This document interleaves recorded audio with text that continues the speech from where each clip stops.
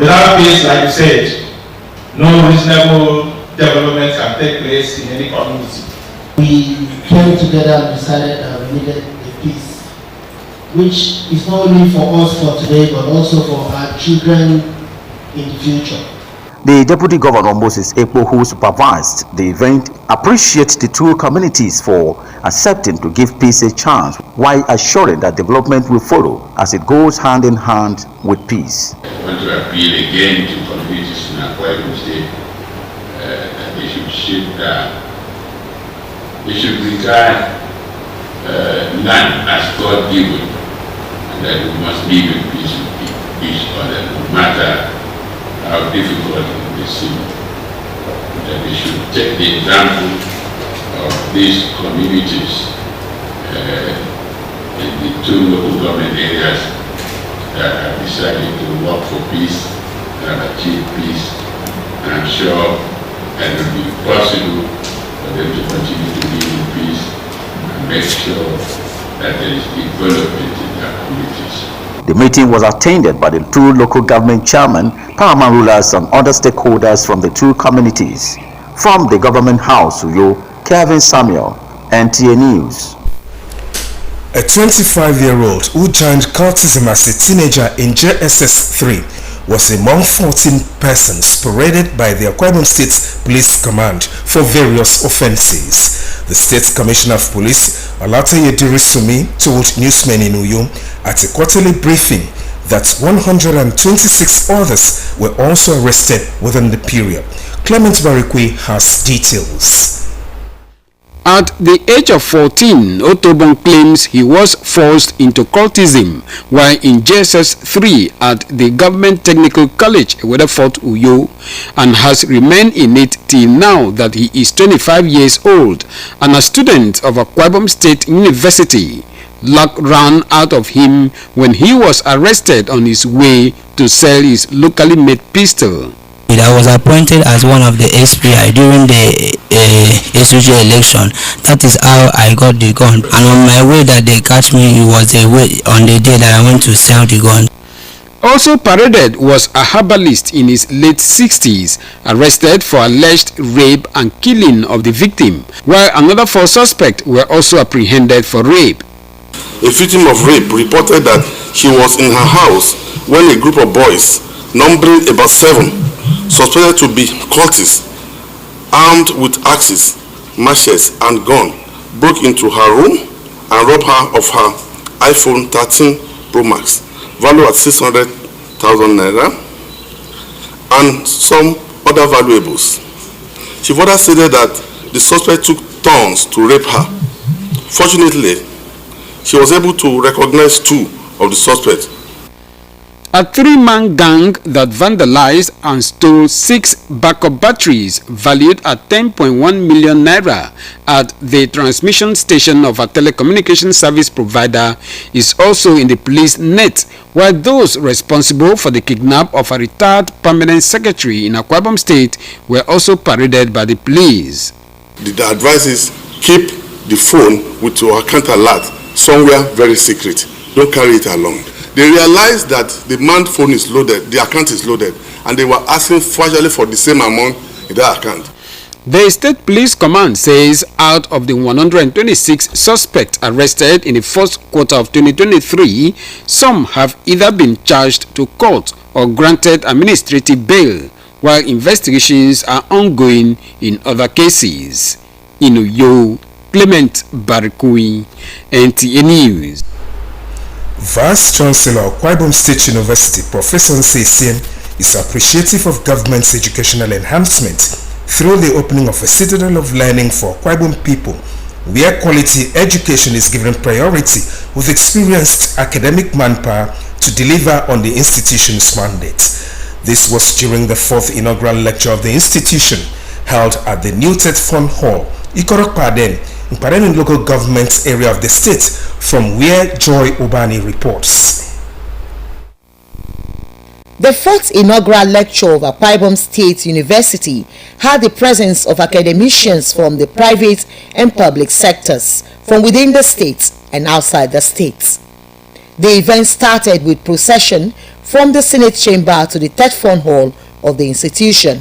In a citation, the inaugural lecturer, Professor Nkanekpo Ibok, was described as an academician by excellence. Professor Nkanekpo Ibok, in his book, We Are All But Marketers, says marketing is a living subject we practice every day.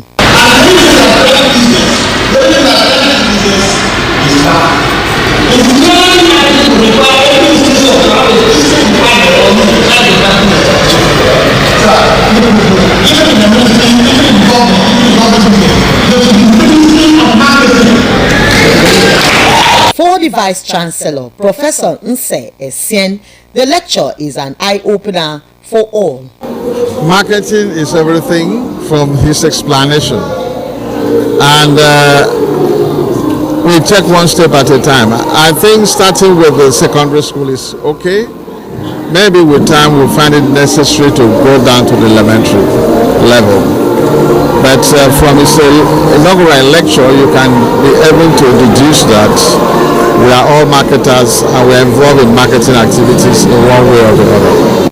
Some family members and friends acknowledge the prowess of Professor Nkanekpo Ibok. Come to realize that everybody on planet Earth is a marketer, and he was able to link marketing to the biblical injunction, and I have come to also realize that even God is a marketer. He has real qualities because he's richly endowed with academic qualities, interpersonal skills, and so on. How? Among us, he was the first to be appointed head of department. He was the first to become a professor. He was the first to become an external examiner. He was the first to become assessor of professors. In fact, he was the first in achievements. God has blessed us with these children. I gave birth to 14. 4 died, remaining 10. How you can make these 10 to become something? I think we paddle both night and day. It would not have been possible without the grace of God. So we are grateful unto God. The fourth inaugural lecture with the theme, We Are All But Marketers, is published by Professor Nkanekpo Ibok, Professor of Consumer Psychology and Industrial Marketing. There was the presentation of gifts from his department. From Nkolapanden, Bareni Local Government Area, Joy Ubani, NTA News. Attaining a professional career in any tertiary institution is not a main feat. Hence, the need for regular academic exercise to ensure proficiency. This was at the 89th inaugural lecture of the University of Uyo by Professor Mfonisu Morin of the Department of Statistics. Otima Chibo has details. The 89th inaugural lecture of the University of Uyo held at the 1,000-seater Ted Fund Auditorium, main campus, Nwanibe Road, titled Optimal Starting Point in Response Surface Exploration, brought together academia and guests to broaden their horizon on the application of statistics in everyday life. Welcoming participants, the Vice Chancellor, University of Uyo, Professor Nyaudo Ndayo, noted that inaugural lecture is to encourage hard work and also a platform to prove one's academic prowess over the years. It's one of those things which always help the University of Uyo. And it's not very simple. Like I was said, it's not too popular. It's not it's the inaugural lecturer, Professor Mfonisu Umorin, who has risen through ranks in his academic pursuit with many publications, is a member Nigerian Mathematical Society and member Nigerian Statistical Association. Is currently a professor of Optimal Experimental Design, Department of Statistics. Mfonisu Umorin was upgraded to assistant lecturer in 1987, promoted lecturer 2 in 1996, and lecturer 1 in 1999. But then Dr. Mfonisu Umorin was promoted senior lecturer 2004, associate professor 2009, and reached the peak of his career by promotion to the rank of professor in October 2012. While attributing his success to God, Professor Morin acknowledged the support of his colleagues and family members towards his numerous achievements in the academic world. On the lecture, Professor Morin disclosed that statistics is an aspect of applied mathematics, and where one is able to find mathematical models and formula to life's challenges, the end result of solving the problem is optimization. If you change his origin and go to the new starting point and go ahead again, what we are saying precisely that I will now go to is the fact that please, if you fail at your first starting point and you couldn't get your destination, change your starting point. Some colleagues described the inaugural lecturer as dogged and a go-getter who deserves his present position. We've grown together when I got employed, so he has been a father not only to statistics as a department today, because some years ago what we know as mathematics and computer science, put all of them together, we were three in one department, and it was the arrowhead of these three programs. The events featured presentation of award to Professor Morin by the Vice Chancellor in Uyo. Utube Achibong, NTA News. Still on education, the 9th Governing Council of the University of Uyo, led by its chairman, Barrister Benedict Nwachukwu, has announced the appointment of the 8th Substantive Registrar, Mrs. Blossom Ebero Korea, who before her appointment was the Acting Director of Information and Public Relations of the university.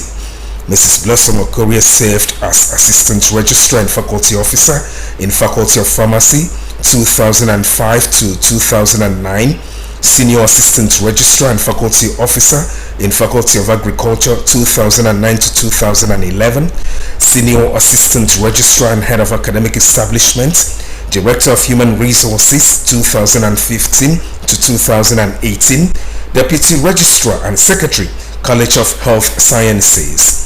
She was the Deputy Registrar and Head of Unit, Directorate of Information and Public Relations before her new appointment. As a committed and experienced administrator, the new registrar has served either as secretary, member and chairperson in several committees and panels of the university. Apart from this, she has attended different life-transforming professional conferences and workshops within the university and Nigeria. She was a member of professional bodies such as Association of Nigerian Universities Professionals Administrators, member Nigerian Institute of Management, chartered and a fellow of Institute of Corporate Administration. The new registrar is expected to assume duty on May 1, 2023.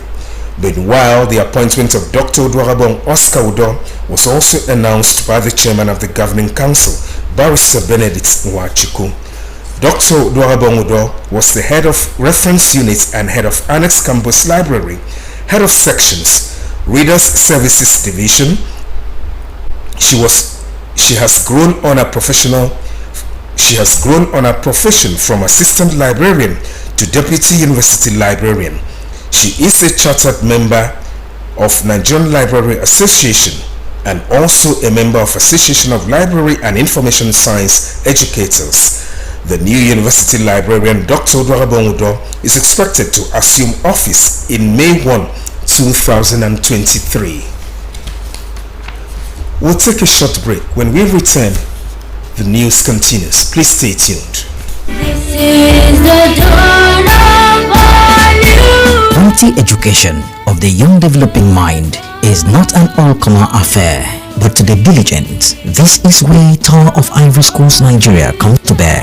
Tower of Ivory Schools Nigeria comprises of 3 elementary schools and 3 secondary schools located in secured environments equipped with the state-of-the-art modern and updated facilities. Enroll your word in any of the following schools: Tower of Ivory Schools, Edianabak, Tower of Ivory Schools, Idoro Road, Uyo, Tower of Ivory International Academy, Airport Road, Uyo, all in Akwa Ibom State, and Tower of Ivory Schools, Ada George Road, Port Harcourt, River State, with boarding facilities in Edianabak and shuttle buses for pickup at Airport Road, Uyo, and Ada George Road, Port Harcourt. Admission is ongoing. For inquiries, please call 0803 386 3339, 0907 038 3573, 0907 038 3574. Email tois.contact@gmail.com. Tower of Ivory Schools, Nigeria.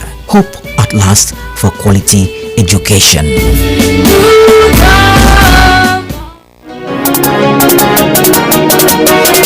NTA Channel 12 Uyo, your dependable station, presents a maiden edition of Virtual Children's Paper Presentation. Children, can you put your thoughts together in a well-articulated pattern?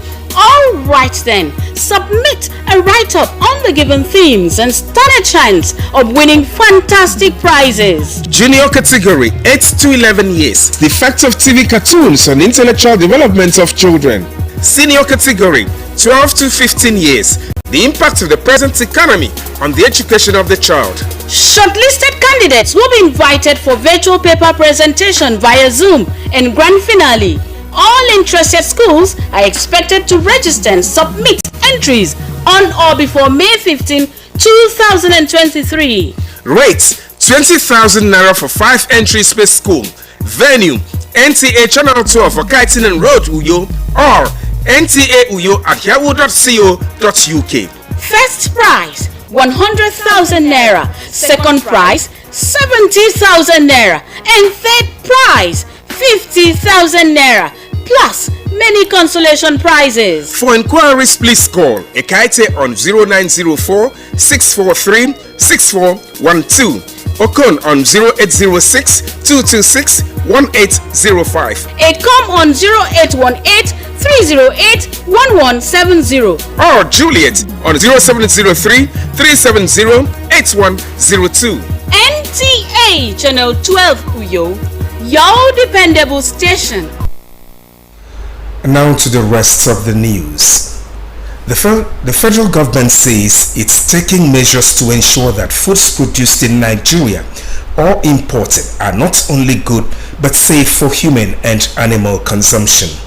This is coming as the National Biotechnological Agency is partnering medical practitioners in educating Nigerians on the safety of genetically modified organisms, GMOs. Musa Babaliyu reports.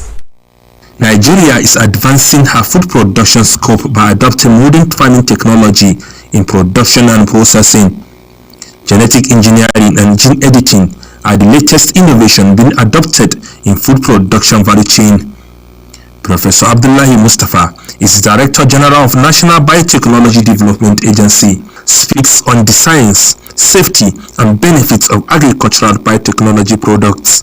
Adaptation to changing climatic conditions make it imperative to explore adaptive strategies and emerging technologies tools like modern biotechnology, which is aimed at tackling these challenges to produce more food for the teeming populace of Nigeria.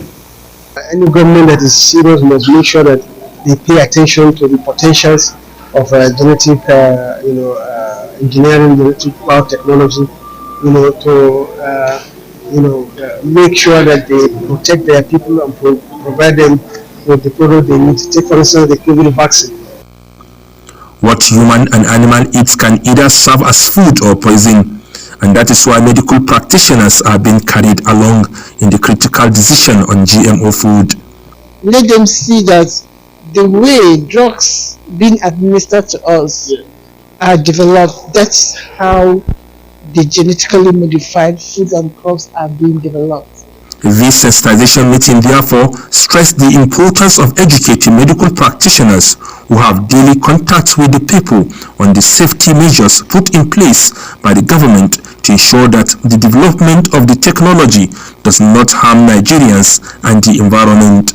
So the issue of this meeting today is key for the medical doctors so that they can open their horizon to understand that GMOs globally, even what World Health Organization says about GMOs, FAO says about GMO, these things are very clear that no GMO so far produced all over the world have been seen to be harmful to the environment or human health. We have an assignment to enlighten our patients appropriately on and demystify their minds about their initial fear and anxiety whenever genetically modified foods or any genetically modified organisms are mentioned. Biotechnology application cuts across various fields ranging from medicine to industry, environment and agriculture. Musa Baba Aliyu, NTA News. In business news now, let's join Wemedimo Samson on Market Survey, special on prices of Gary.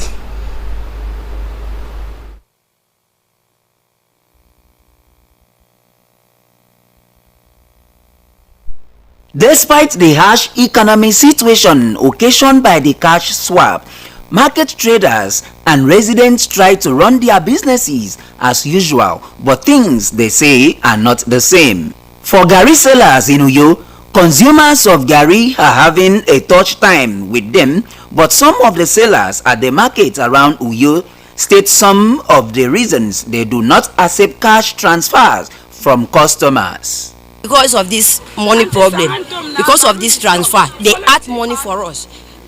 How we buy it and how we used to buy it before.